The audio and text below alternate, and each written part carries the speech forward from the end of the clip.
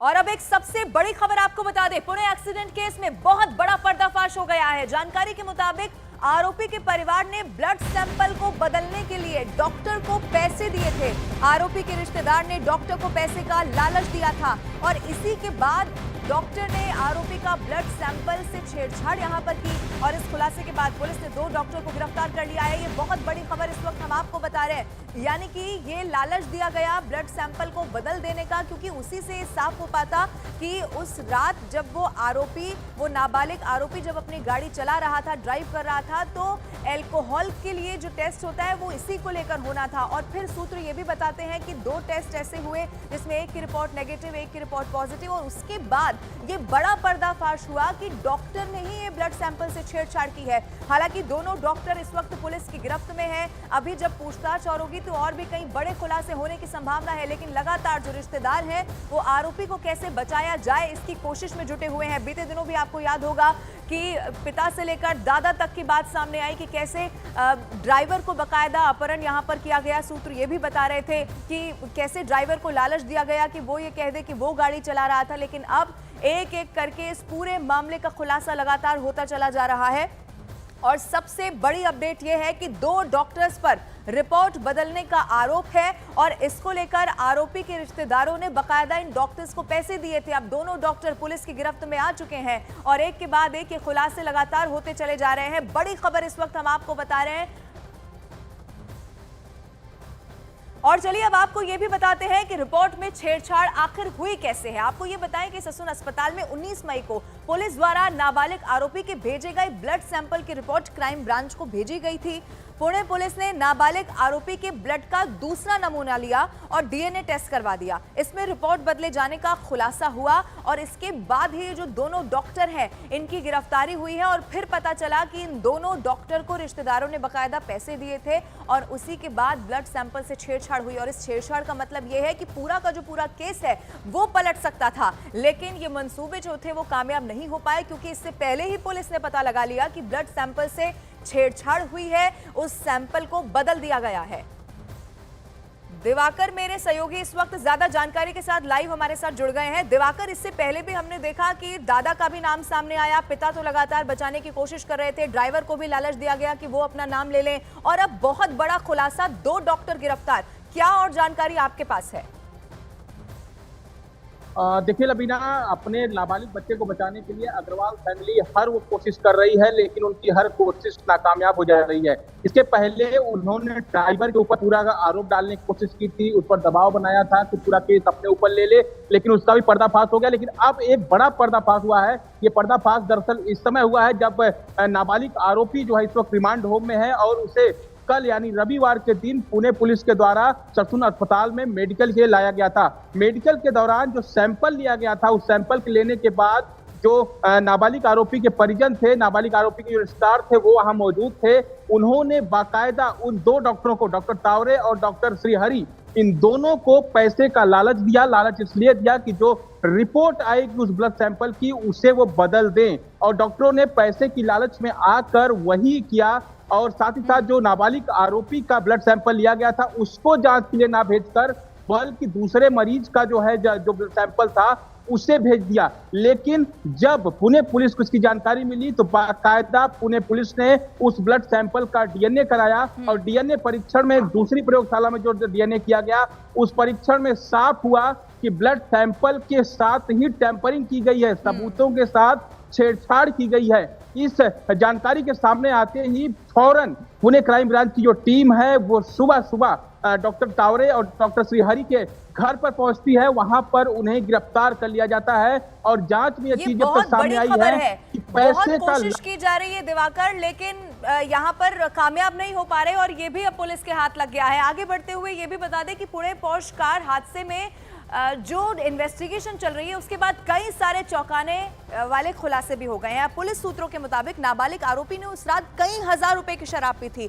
जिसमें एक पब में उसने 48,000 रुपए का पेमेंट किया था। इतना ही नहीं, आरोप यह भी है कि उसने शराब के नशे में ही पोर्श कार को 200 किलोमीटर की रफ्तार से दौड़ा दिया और इसी की वजह से कार बेकाबू हो गई और इस हादसे में 2 इंजीनियर्स की मौत हो गई। लेकिन इससे भी ज्यादा हैरानी की बात यह है कि उसे शराब पार्टी करने के लिए पैसे और कार दोनों ही उसके दादा ने दिए थे।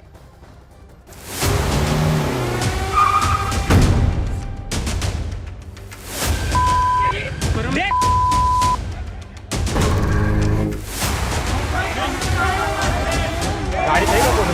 गए, गाड़ी छोड़।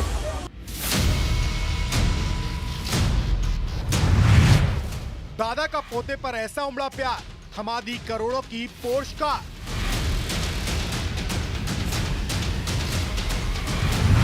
दादा ने पब में पार्टी करने के लिए नाबालिग पोते को दिया क्रेडिट कार्ड।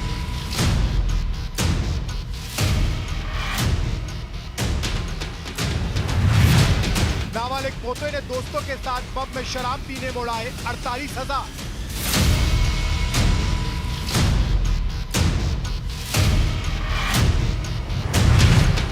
और 200 किलोमीटर प्रति घंटे की रफ्तार से पुणे की सड़क पर दौड़ाई पोर्श कार।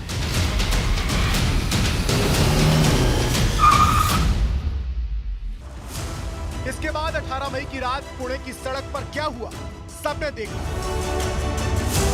200 किलोमीटर प्रति घंटे की रफ्तार से दौड़ती बेकाबू पोर्श कार ने मोटरसाइकिल सवार 2 लोगों को रौंद डाला, जिसमें एक इंजीनियर लड़के और उसकी इंजीनियर दोस्त की मौके पर ही मौत हो गई। इस मामले में पुणे पुलिस की तफ्तीश जैसे जैसे आगे बढ़ रही है, वैसे वैसे रईस जादे नाबालिग के परिवार के एक से बढ़कर एक कारनामे सामने आ रहे हैं। पुलिस सूत्रों के मुताबिक नया खुलासा हुआ है कि उस दिन नाबालिग को पोर्श कार की चाबी और पार्टी करने के लिए क्रेडिट कार्ड देने वाला कोई और नहीं, बल्कि नाबालिग का दादा सुरेंद्र अग्रवाल था। सूत्रों के मुताबिक नाबालिग के पिता विशाल अग्रवाल और उसके दादा सुरेंद्र अग्रवाल ने हादसा होने के बाद 19 मई को ही योजना बना ली थी कि इस हादसे की जिम्मेदारी ड्राइवर के सिर मढ़ना है। और इसके लिए पहले तो दोनों ने ड्राइवर गंगाधर को लाखों रुपए का लालच दिया, और जब वो नहीं माना तो उसे अपने ही बंगले में बंधक बना लिया।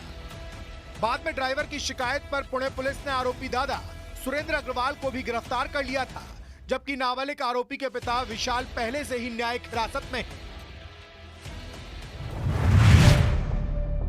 पुलिस सूत्रों के मुताबिक उस रात नाबालिग के दादा को सब पता था कि उनका पोता अपने दोस्तों के साथ पब में शराब पीने जा रहा है, इसलिए उन्होंने पोर्श गाड़ी देने के साथ ही अपना क्रेडिट कार्ड भी दिया था, जिससे 18 मई की रात नाबालिग आरोपी ने पुणे के 2 पब में शराब पी थी, जिसमें पहले पब में उसने दादा के क्रेडिट कार्ड से 48,000 रुपए का पेमेंट किया था।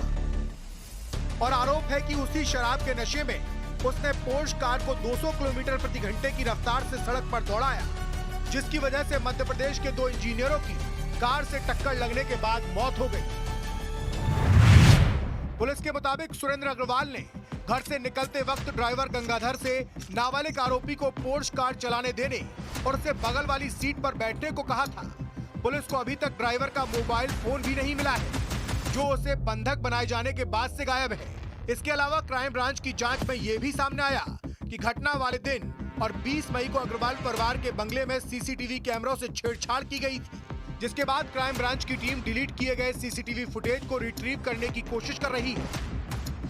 जिस पोर्श कार से पुणे में हादसा हुआ, उसे अग्रवाल परिवार ने 2 महीने पहले खरीदा था, और केस में आरोपी दादा सुरेंद्र अग्रवाल ने पोर्श की तस्वीर एक सोशल मीडिया ग्रुप में शेयर कर उसे अपने नाबालिग पोते के बर्थडे पर गिफ्ट बताया था।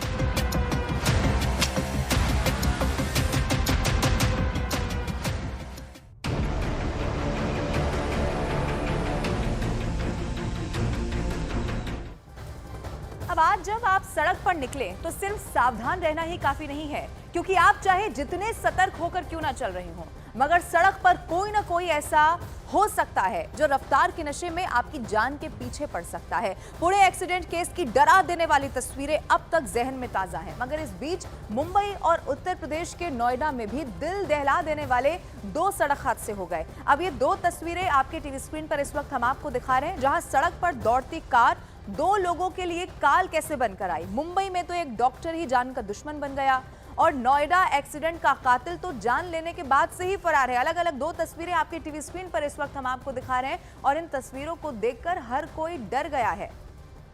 ये नोएडा की तस्वीरें हैं जो अब आपके टीवी स्क्रीन पर हम आपको यहाँ पर दिखाने जा रहे हैं। हालांकि बताया जा रहा है कि जो आरोपी है, जो कातिल है, वो फरार हो चुका है, लेकिन कैसे यहाँ पर एक्सीडेंट हुआ उसकी तस्वीर आप यहां पर देख सकते हैं। दिल्ली के पास उत्तर प्रदेश के नोएडा की तस्वीर है हिट एंड रन की। ये ऐसी तस्वीर है कि आपके रोंगटे खड़े हो जाएंगे। सीसीटीवी फुटेज में साफ साफ नजर आ रहा है कि एक तेज रफ्तार ऑडी कार सड़क पार कर रहे एक बुजुर्ग को जोरदार तरीके से टक्कर मार देती है और फिर रफू चक्कर हो जाती है। कार ने बुजुर्ग को इतनी तेज टक्कर मारी कि वो कई फीट ऊपर हवा में उछल गए और कई मीटर फिर दूर जाकर गिरे, लेकिन ड्राइवर ने कार नहीं रोकी, वो भाग यहां से खड़ा हुआ और बुजुर्ग की मौके पर ही मौत हो गई। पुलिस ने इस मामले में केस दर्ज कर लिया है और ड्राइवर की तलाश भी यहां पर शुरू कर दी है।